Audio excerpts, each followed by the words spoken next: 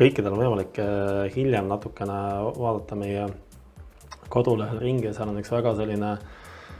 väga tore selline kliendilugu, kus üks klient ostis meil Naissaarele maja ja ta räägib seal, kuidas ja miks ta see CLT kontseptsiooni peale läks. Ja siis tema nagu ise ütles, kuidas ta nimetas ennast, et olen täiesti dilettant, aga mulle tundub, et CLT näol on leiutatud puitbetoon. Ja see on nagu päris armas selline väljend sellele materjalile ja ta tegelikult mõnes mõttes ongi, et ta on hästi tugev, stabiilne, ta annab arhitektuurselt tegelikult päris palju võimalusi, eks ju. Ja et täiesti ma usun ja pluss, eks ju, see, nagu Kuldar ütles, selline massiivne puit jääb sulle ikkagi majja alles, et selline puitmaja eelised ja tunnetus ja kõik on antud materjaliga tagatud. Ja ma usun, et virtuaaltuurist ka, kui seda vaadata vähemalt, siis seda puitu ikkagi on, see jääb ilusti silma ja tekib ka see tunnetus võib-olla see virtuaaltuuri läbi seal majas olles, et me oleme puitmajas. Samal ajal on siis seda puitu ikkagi kombineeritud erinevate ehitusmaterjalidega, et meil pole kõikjal see puit, näiteks vaheseintes on kasutatud värvitud pindasid, kus on siis olnud aluskonstruktsiooniks või alusplaadiks on olnud selline kipskiudplaat, mis on ka looduslikku laadi tegelikult. Tehnilises mõttes võiks ka vaheseinad teha tegelikult CLT paneeli põhinevalt, et aga ta on ilmselt kliendivalik oli ühtepidi oli säänetus hoida sellist sisearhitektuurset vahendust ka, et jah, eks ka sellise karkasskonstruktsiooni kasutamist siseseintes hõlbustab ka teatud kommunikatsioonide elektri ja ka siin oli näiteks kesktolmuime ja et ka nende ühenduspunktide toomist, et kui sul on selline massiivne konstruktsioon või materjal seal, et siis kõik need lahendused tuleb veel ekstra läbi mõelda ja võib-olla need ei ole alati kõige mõistlikumad, siis valikus esmalt võtta nagu seda täismass seina. Et saab ka ju viimistluses kasutada mingit puitplaati. Et seal ongi ka tihtipeale kliendid, kui tulevad meie juurde ja me arutlemegi seda materjali kasutust, siis välisseinte puhul on asi selge, et seal meil on massiivne puit, see jääb nii, see jääb eksponeerituks, kõik on sellega paigas, sealgi väga pikalt ei ole vaja diskuteerida, aga vaheseinte puhul me siis alati hakkamegi seda asja nii-öelda täpsemalt analüüsima, et mis on see ootus just selle sisedisaini suhtes ja siis tuleb loomulikult see tehnika pool sinna juurde, et kui me paneme massiivse puitseina vaheseinana ka, siis näiteks veetorude ja kaablite installatsioon on oluliselt keerulisem, et siis tuleks teha jälle topeltseinad näiteks. Et seetõttu oleme tihtipeale läinud küll vaheseinte osas just kergseintena puitkarkassi peale, aga see puitkarkass on ka hästi stabiilne ja selline ka kerdopuu nimeline, ehk siis ka selline liimpuidul põhineb. Ja ta on sellised kihtvineeridest liimitud. Ja samal ajal, kui tellija ikkagi soovib ka vaheseintes näha valdavalt puidupindasid, siis ongi väga hea optsioon kasutada sellist natuke õhemat CLT-plaati, mis on siis viimistlusplaadina ette nähtud. Et on tehtud meil ka mitmeid projekte, kus tellija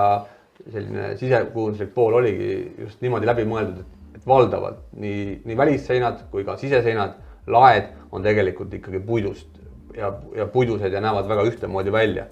Ja eks seal ongi see juba nagu sisekujundusküsimus, et kui ühtseks sa seda visuaali tahad ajada enda jaoks või nagu selle kontseptsiooni valmis ehitamisel, et lõpuks võib sul olla sellest samast nii-öelda toonist ja materjalist ka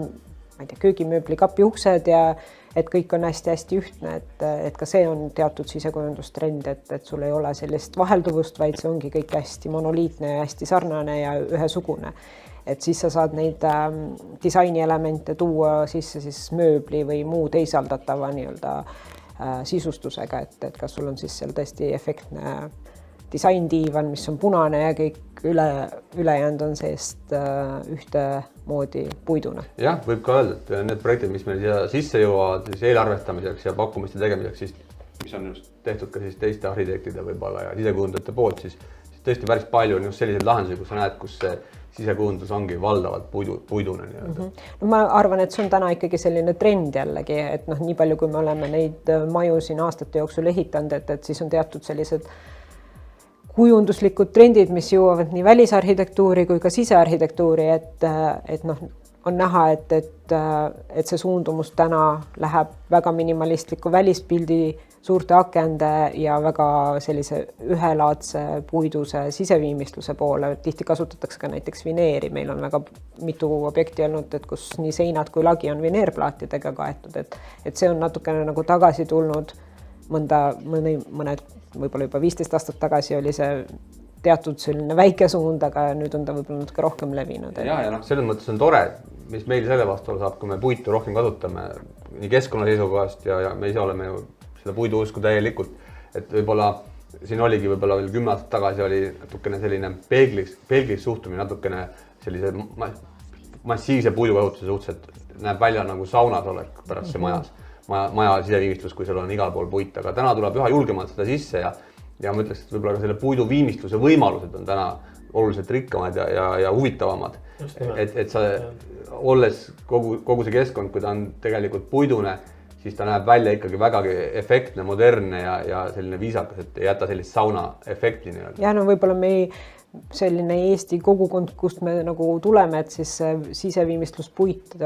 ikka tükk aega oli selline kollaseks pleekind lakitud männilaudis, et täna on nad oluliselt ikkagi teistsuguse nii-öelda suunitluse ja teistsuguse visuaaliga, et sama võib ka öelda on ju selle konstruktsiooni suhtes, et kunagi me ehitasime selliseid klassikalisi tahutud palkmajasid, täna on see asi arenenud sinna CLT-sse, et nii-öelda nagu läheb aja ja võimalustega kaasa, et mis sealt edasi tuleb, on juba siis nii-öelda järgmine. Ja aga nagu ongi, et tegelikult tees nii täna nii palkmaja kui ka siis CLT-maja, see materjal on traditsiooniline, hästi kaua kasutusel olnud materjal, puit kui selline, aga see visuaalne väljanägemine on sootust teistsugune täna.